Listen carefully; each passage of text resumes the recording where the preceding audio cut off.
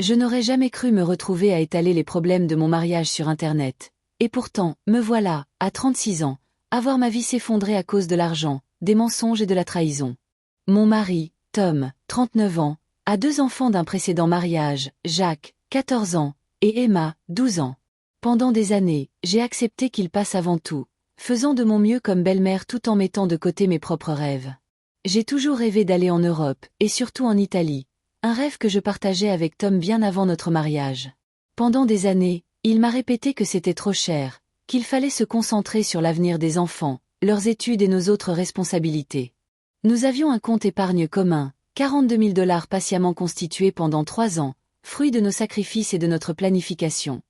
Une somme que je croyais destinée aux imprévus ou un jour, à ce voyage de rêve. Il y a 2 semaines, tout a basculé.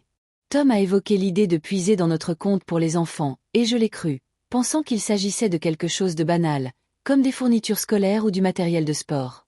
Quelques jours plus tard, en parcourant les réseaux sociaux, je suis tombée sur la publication d'Elisa pour son anniversaire.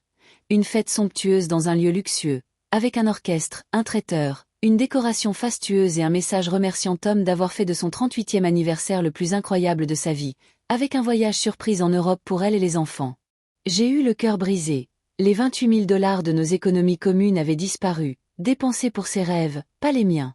Quand j'ai confronté Tom, il a avoué, minimisant la chose en disant que c'était pour les enfants, affirmant qu'elle était simplement meilleure pour organiser ce genre de choses et que les enfants étaient plus à l'aise avec elle, comme si mes sentiments n'avaient aucune importance. Je ne pouvais plus rester dans la maison, alors j'ai retiré 12 000 $ de ce qui restait. J'ai loué un petit appartement et je suis partie pendant qu'il était au travail. Il a explosé de colère, m'inondant d'appels, de SMS et d'accusations, prétendant que je le punissais, que j'en voulais à ses enfants, que j'exagérais. Mais il n'était pas question des enfants.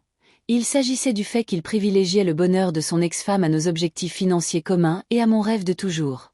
Les jours suivants, il s'est calmé, m'a appelé pour discuter, a admis que nos économies n'auraient pas dû être utilisées, et a même suggéré une thérapie de couple, mais il continuait de tout présenter comme étant pour les enfants, refusant de voir la trahison. Puis j'ai reçu un message d'Elisa, qui s'excusait pour la situation délicate, affirmant qu'elle ignorait que l'argent provenait de nos économies communes et que Tom l'avait induite en erreur. Mon cœur oscillait entre suspicion et incrédulité. Jacques m'a envoyé un SMS, doux et innocent, disant que je lui manquais, ce qui m'a brisé le cœur et m'a rappelé que les enfants n'avaient jamais été le problème. J'ai pris rendez-vous pour une thérapie et consulté un conseiller financier, me concentrant sur mon bien-être et la clarté de mes idées. Peu après, j'ai appris par un ami commun que lors de la fête d'Elisa, Tom avait porté un toast personnel et émouvant, parlant de ses sentiments indéfectibles pour elle, un geste qui ressemblait davantage à une déclaration d'amour qu'à une célébration parentale. Le confrontant, j'ai exigé la vérité. Il m'a avoué qu'Elisa et lui avaient renoué contact depuis des mois. Ils s'envoyaient des SMS, se voyaient prendre un café et cherchaient à savoir s'il y avait encore quelque chose entre eux, profitant de la fête et du voyage pour tâter le terrain. Il a admis être perdu et ne vouloir blesser personne, mais j'ai alors compris que je n'étais qu'une option, pas une partenaire, et c'était insupportable. J'ai contacté un avocat pour connaître mes droits et m'assurer d'être protégée financièrement, tandis que Tom racontait à ses amis que j'exagérais, se faisant passer pour la victime.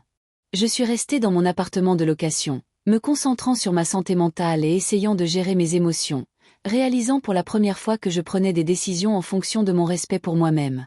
Puis j'ai rencontré Elisa en personne, et elle a tout confirmé. Leur conversation était devenue plus intime au fil des mois. Tom avait suggéré de donner une autre chance à leur mariage, et la fête et le voyage en Europe étaient des étapes vers une réconciliation. Ce fut un coup dur de voir mes rêves mis de côté pendant qu'il organisait une rencontre romantique pour elle. De retour à la maison, Tom est apparu, épuisé et plein de remords, me tendant des brochures sur l'Italie comme si cela pouvait effacer sa trahison. Je l'ai confronté aux preuves que j'avais obtenues grâce au message d'Elisa, et pour la première fois, il s'est effondré, avouant la tromperie, sa liaison émotionnelle et son projet de voir s'ils pouvaient se remettre ensemble. Je n'étais pas en colère, c'était fini. Le lendemain, un courriel de son entreprise a révélé une demande de mutation à Atlanta, soumise avant la fête d'anniversaire d'Elisa, confirmant son intention de la suivre, dissimulée derrière des excuses concernant les enfants. J'ai pris un autre rendez-vous avec un avocat, mais une chose est claire, je ne retournerai pas là-bas. Certaines trahisons sont trop profondes pour être réparées. Étrangement, je me sens plus en paix que depuis des semaines. Les mensonges, la manipulation et la tromperie étaient pires que la vérité.